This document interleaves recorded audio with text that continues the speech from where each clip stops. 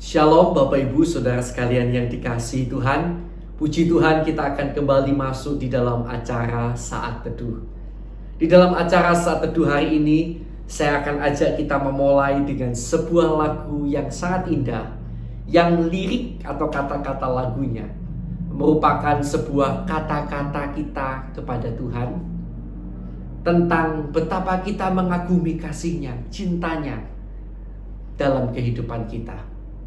Dan suatu komitmen juga dalam lagu ini dikatakan bahwa seumur hidupku ku akan menyembahmu.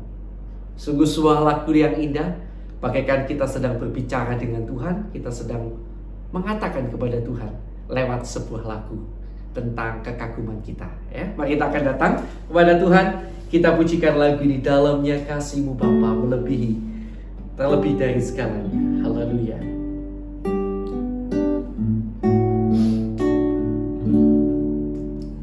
Dalamnya kasih-Mu Bapa terlebih dari segalanya, pengorbanan yang termulia selamatkanku.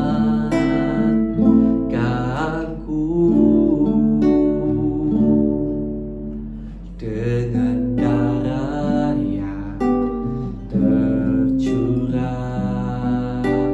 ampuniku atas dosa. Ku bersujud kepadamu, oh Yesusku.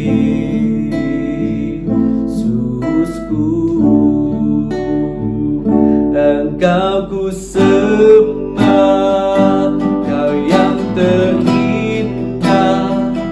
Pulihkanku dengan darah-Mu. Engkau ku sembah, Bapa mulia, seumur hidupku ku menyembahmu.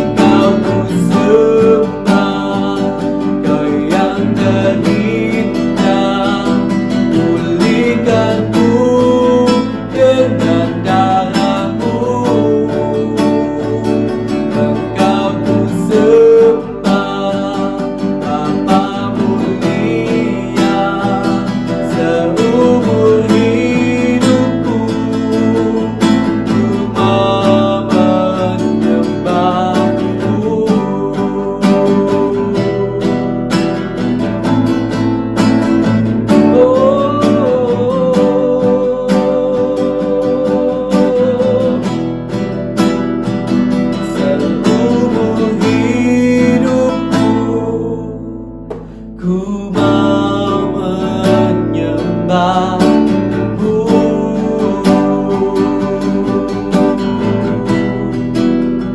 Ku mau menyembahmu.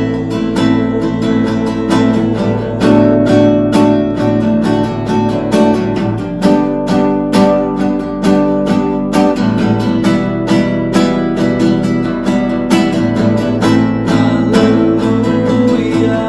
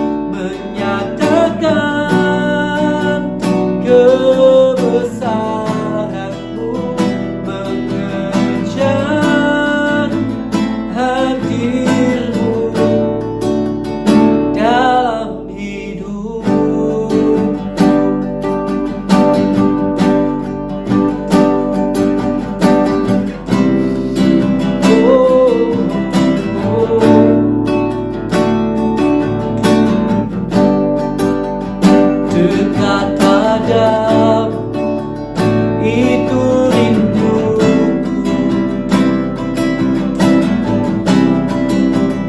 Oh, setiap kata kau pun menunggu.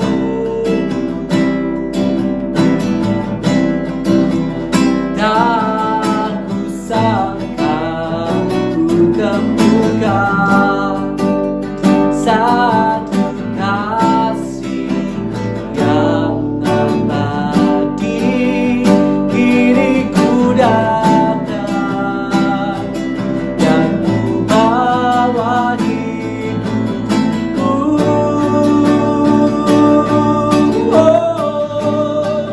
Memandang wajahmu,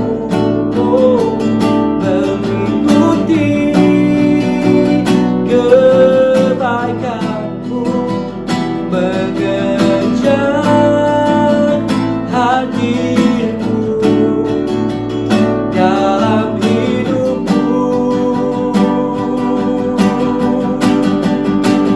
Membawa sembahku, menyatakan kebesaranmu, mengejar hadirmu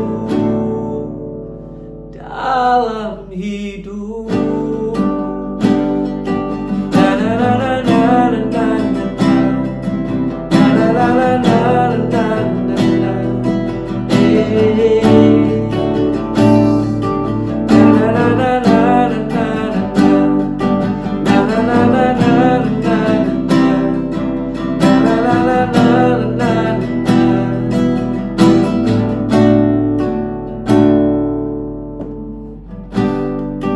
Haleluya Yesus. Dekat kepadamu itulah kerinduan kami Tuhan. Setiap hari, setiap waktu, setiap saat, setiap kata kami Kau pun menunggu Tuhan.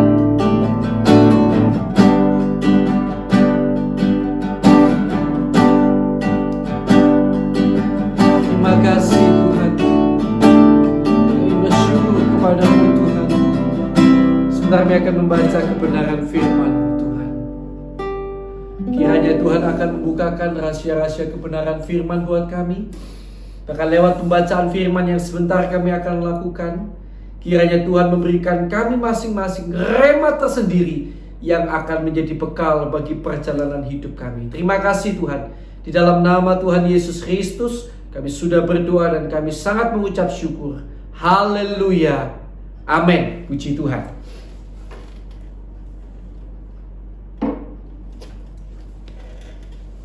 Puji Tuhan, Bapak Ibu, Saudara sekalian yang dikasihi Tuhan.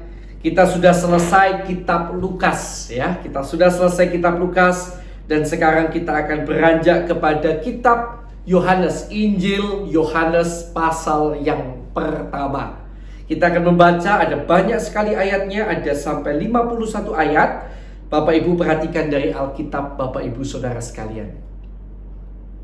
Firman yang telah menjadi manusia. Pada mulanya adalah firman. Firman itu bersama-sama dengan Allah dan firman itu adalah Allah.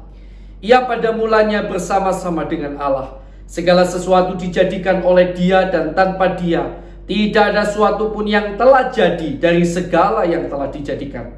Dalam Dia ada hidup dan hidup itu adalah terang manusia. Terang itu bercahaya di dalam kegelapan dan kegelapan itu tidak menguasainya.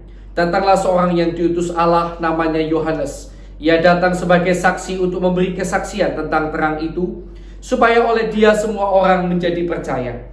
Ia bukan terang itu, tetapi ia harus memberi kesaksian tentang terang itu. Terang yang sesungguhnya, yang menerangi setiap orang sedang datang ke dalam dunia.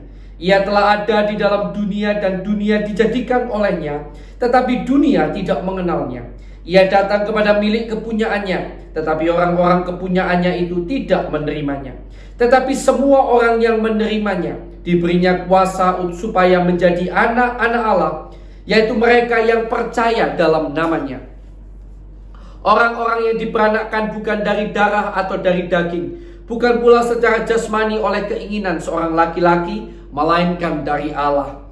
Firman itu telah menjadi manusia dan diam di antara kita, dan kita telah melihat kemuliaannya, yaitu kemuliaan yang diberikan kepadanya sebagai anak tunggal Bapa, penuh kasih karunia dan kebenaran. Yohanes memberi kesaksian tentang dia dan berseru katanya, "Inilah dia yang kumaksudkan ketika aku berkata, kemudian daripadaku akan datang dia yang telah mendahului aku, sebab dia telah ada sebelum aku. Karena dari kepenuhannya kita semua telah menerima kasih karunia demi kasih karunia. Sebab hukum Taurat diberikan oleh Musa, tetapi kasih karunia dan kebenaran datang oleh Yesus Kristus. Tidak seorang pun yang pernah melihat Allah, tetapi anak tunggal Allah yang ada di pangkuan Bapa, dialah yang menyatakannya." Kesaksian Yohanes tentang dirinya sendiri. Dan inilah kesaksian Yohanes ketika orang Yahudi dari Yerusalem mengutus beberapa imam dan orang-orang Lewi kepadanya untuk menanyakan dia, "Siapakah engkau?" Ia mengaku dan tidak berdusta, katanya, "Aku bukan Mesias." Lalu mereka bertanya kepadanya, "Kalau begitu siapakah engkau? Elia?" Dan ia menjawab, "Bukan." "Engkaukah nabi yang akan datang?" Dan ia menjawab, "Bukan." Maka kata mereka kepadanya, "Siapakah engkau? Sebab kami harus memberi jawab kepada mereka yang mengutus kami. Apakah katamu tentang dirimu sendiri?" Jawabnya, "Akulah suara orang yang berseru-seru di padang gurun, luruskanlah jalan Tuhan, seperti yang telah dikatakan Nabi Yesaya." Dan di antara orang-orang yang diutus itu ada beberapa orang Farisi. Mereka bertanya kepadanya, katanya, "Mengapakah engkau membaptis, jikalau engkau bukan Mesias, bukan Elia, dan bukan Nabi yang akan datang?" Yohanes menjawab mereka, katanya, "Aku membaptis kamu dengan air, tetapi di tengah-tengah kamu berdiri dia yang tidak kamu kenal, yaitu dia yang datang kemudian daripadaku. Membuka tali kasutnya pun aku tidak layak." Hal itu terjadi di Betania yang di seberang sungai Yordan, di mana Yohanes membaptis. Yohanes menunjuk kepada Yesus. Pada keesokan harinya Yohanes melihat Yesus datang kepadanya dan ia berkata, "Lihatlah, Anak domba Allah yang menghapus dosa dunia.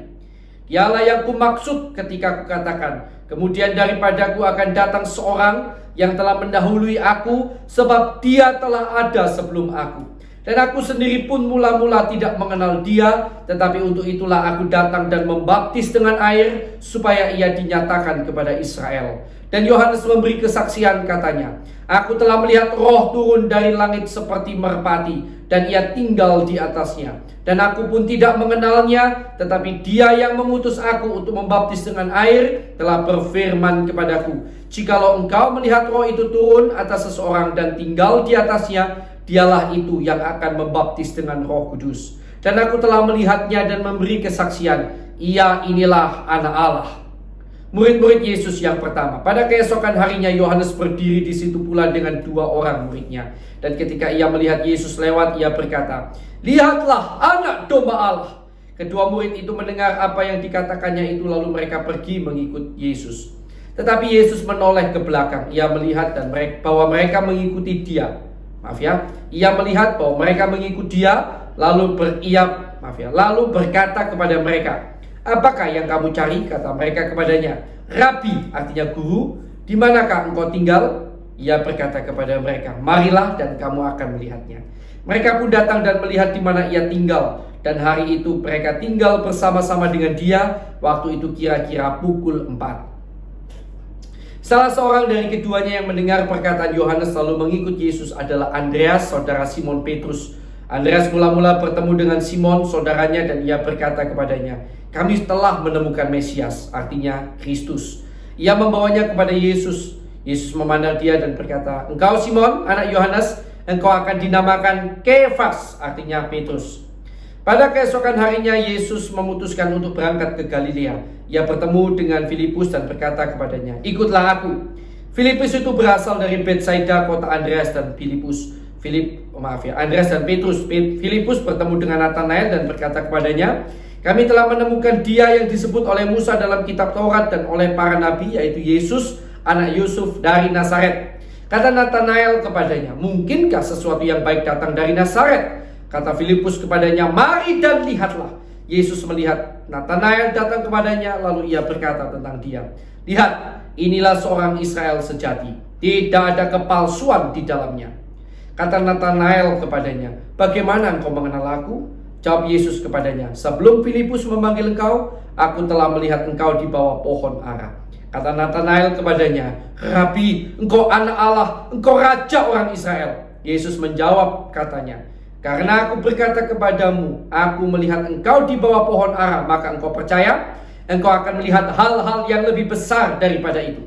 Lalu kata Yesus kepadanya, "Aku berkata kepadamu, sesungguhnya engkau akan melihat langit terbuka dan malaikat-malaikat Allah turun naik kepada Anak Manusia." Puji Tuhan. Saudara yang kasih Tuhan, saya ingin kita menyoroti bersama ayat 47. Kata Filipus kepadanya, "Mari dan lihatlah." Yesus melihat Natanael datang kepadanya dan berkata tentang dia. Perhatikan kata-katanya, "Lihat, inilah seorang Israel sejati. Tidak ada kepalsuan di dalamnya." Saudara perhatikan bersama-sama. Lihat, inilah seorang Israel sejati. Tidak ada kepalsuan di dalamnya. Bapak Ibu Saudara yang dikasihi Tuhan, sekalipun secara darah atau keturunan kita bukan berasal dari kaum Israel secara darah dan daging, tetapi di mata Tuhan kita akan menjadi seorang Israel yang sejati, Israel yang rohani, karena kita percaya kepada Yesus, dan juga karena hidup kita mau menjaga diri kita untuk tidak hidup di dalam kepalsuan. Tidak hidup di dalam kepalsuan artinya tidak ada kebohongan yang ada di dalam diri kita. Diri kita murni. Bukan berarti murni itu lalu saudara misalnya bebas sakit hati lalu menyatakan sakit hati itu. No. Saya murni apa adanya, saya sakit hati juga berkata bahwa saya sakit hati. Karena ada orang yang berkata begitu ya. Saya apa adanya. Kesalahannya di sini adalah dari awal sakit hati itu tidak boleh. Coba saudara baca di dalam Alkitab, ya. Atau saya tersandung gitu ya. Saudara yang dikasih Tuhan, tersandung sakit hati itu penyebabnya satu kalau menurut Alkitab. Karena kita tidak mencintai Taurat Tuhan. Kok bisa Pak? Iya, ada ayat berkata, "Besarlah ketentraman bagi mereka yang mencintai Tauratmu. Tidak ada batu sandungan bagi mereka." Artinya, mestinya dari awal tidak ada sakit hati. Jadi bukan bicara soal kepalsuan lalu berkata, lebih baik saya yang menyatakan bahwa saya sakit hati daripada si A, si B sakit hati tapi diam saja. Sama-sama salah. Ya, yang dimaksud tidak ada kepalsuan ini artinya hatinya juga murni, hatinya juga baik, tidak ada kejahatan, tidak ada sakit hati, murni, benar-benar murni. Ya, yang keluar pun murni apa yang baik. Nah, karena itu Bapak Ibu Saudara yang dikasihi Tuhan, mari kita punya hati yang murni di hadapan Tuhan. Buanglah segala dusta. Buanglah kesukaan kita berdusta. Buanglah pola berpikir bahwa dusta adalah jalan keluar dari masalah. Buang jauh-jauh. Tapi mari kita tanamkan di pikiran kita, dusta, kebohongan itu menyakiti hati Tuhan. Tanamkan dalam jiwa kita. Sehingga ketika kita mau berdusta, kita mau berbohong, kita berpikir ribuan kali. Jangan pernah berpikir atau buanglah jauh-jauh pikiran dusta adalah jalan keluar. No.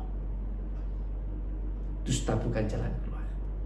Dusta itu menyakiti hati Tuhan. Hiduplah tanpa kepalsuan. Hiduplah dengan hati yang murni, tulus, penuh kasih di hadapan Tuhan. Hati yang indah di hadapan Tuhan. Biar Tuhan mengerjakan hati kita semakin hari semakin indah di hadapannya. Mari kita akan datang bersama kepada Tuhan.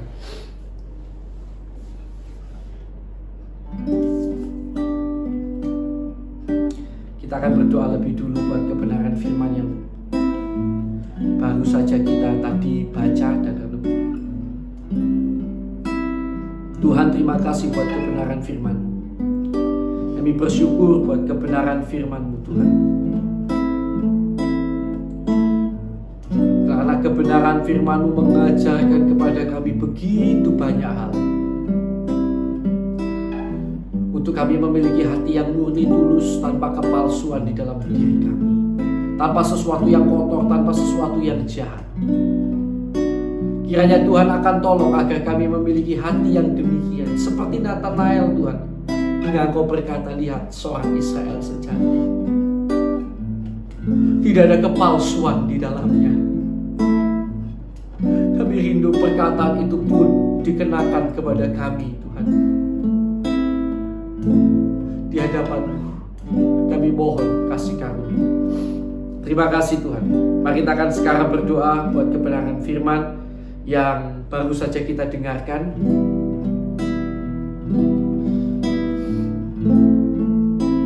Biar Tuhan menolong kita lebih dalam ya, untuk kita boleh mempraktekkan kebenaran firman ini.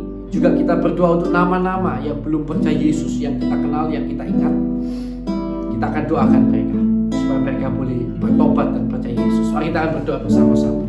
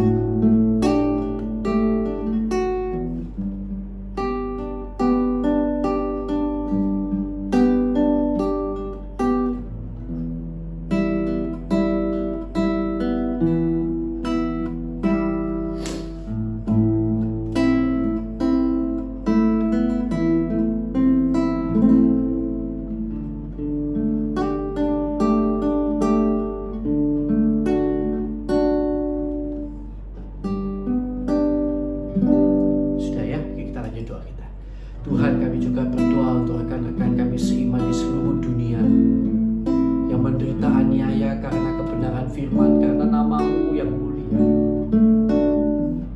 Tuhan, tolonglah mereka, berikan kekuatan dan berikan kelepasan kalau boleh dari segala beban aniaya penderitaan yang mereka alami ini Tuhan. Kuatkanlah mereka hingga akhir kehidupan mereka Tuhan. Kami juga berdoa bagi bangsa negara kami Indonesia Tuhan. Ampunilah kesalahan dosa pelanggaran pemimpin-pemimpin bangsa kami, pendahulu-pendahulu bangsa kami, bahkan kami umat-Mu di Indonesia. Ampuni Tuhan. Tolonglah Indonesia Tuhan. Berikan damai sejahtera Tuhan, pertolongan atas Indonesia, jamah Indonesia. Lepaskanlah dari segala problem permasalahan yang mencekam Indonesia ini Tuhan. Bahkan kiranya Tuhan tolong agar penuaian besar-besaran, jiwa-jiwa dimenangkan bagi nama Kristus terjadi secara besar-besaran di Indonesia. Dalam nama Tuhan Yesus, dalam nama Tuhan Yesus.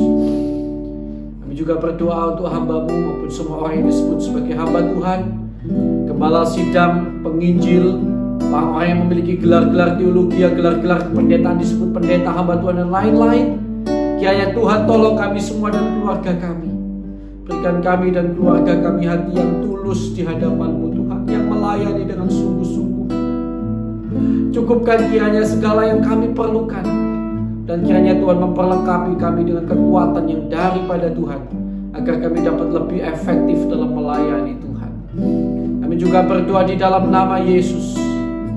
Kiranya Tuhan memberkati jemaat-jemaat yang kami gembalakan, kami layani. Berkati mereka Tuhan, di dalam nama Yesus. Berkati mereka dengan berkat-berkat rohani dan jasmani yang daripada Tuhan. Dunia dalam keadaan yang sukar, tapi perlindungan-Mu, pertolongan-Mu tetap kiranya Kau nyatakan atas anak-anak-Mu. Di dalam nama Tuhan Yesus Kristus, berikan hikmat-Mu, pertolongan-Mu, bahkan pertumbuhan rohani yang baik, kecintaan kepada Tuhan yang lebih-lebih lagi pada sidang jemaat yang kami gembalakan, kami layani ini Tuhan. Terima kasih Tuhan, terima kasih. Kami ucap syukur pada-Mu. Haleluya. Dan sekarang Tuhan, kami berdoa bagi saudara-saudari kami yang sakit. Di dalam nama Allah Bapa, Allah Anak, Allah Roh Kudus. Setiap saudara yang hari-hari ini sakit, baik di rumah sakit, di rumah ataupun di berbagai tempat, Mari kita akan bersatu hati bersama-sama di dalam nama Tuhan Yesus Kristus. Kiranya zaman kuasa Allah terjadi atas saudara-saudara yang sakit. Tuhan menyembuhkan, menolong saudara dalam nama Tuhan Yesus Kristus. Dalam nama Tuhan Yesus Kristus. Kiranya Tuhan menjamah setiap bagian tubuh saudara yang sakit. Dan kami juga berdoa bagi setiap kami yang dalam masalah. Tuhan, kalau masalah ini terjadi karena kesalahan kami, nyatakanlah kesalahan kami. Ampunilah kami, tunjukkan kesalahan kami, tolong kami agar kami mampu bertobat Tuhan. Dan kiranya dalam segala perkara, permasalahan yang kami hadapi, kiranya Tuhan memberikan kami kemenangan demi kemenangan di dalam nama Tuhan Yesus. Tuhan kiranya menopang kami hingga rencana Allah yang heran itu terjadi dalam kehidupan kami. Di dalam nama Tuhan Yesus Kristus, Tuhan akan menjadikan kami pemenang, bahkan lebih daripada pemenang. Terima kasih Tuhan, terima kasih. Dan kami juga berdoa di dalam nama Yesus, segala kuasa kegelapan, kuasa iblis yang mengikat anak-anak Tuhan sehingga terus berbuat dosa, kami ikat, kami patahkan, kami usir kau keluar di dalam nama Tuhan Yesus Kristus. Kuasa darah Yesus menguasai kami dan keluarga kami dengan kuasa darah Tuhan. Dalam nama Tuhan Yesus Kristus. Dalam nama Tuhan Yesus. Terima kasih Tuhan. Terima kasih. Dan sekarang saya akan berikan kesempatan saudara berdoa untuk pergumulan doa pribadi saudara masing-masing. Mari kita akan berdoa bersama-sama.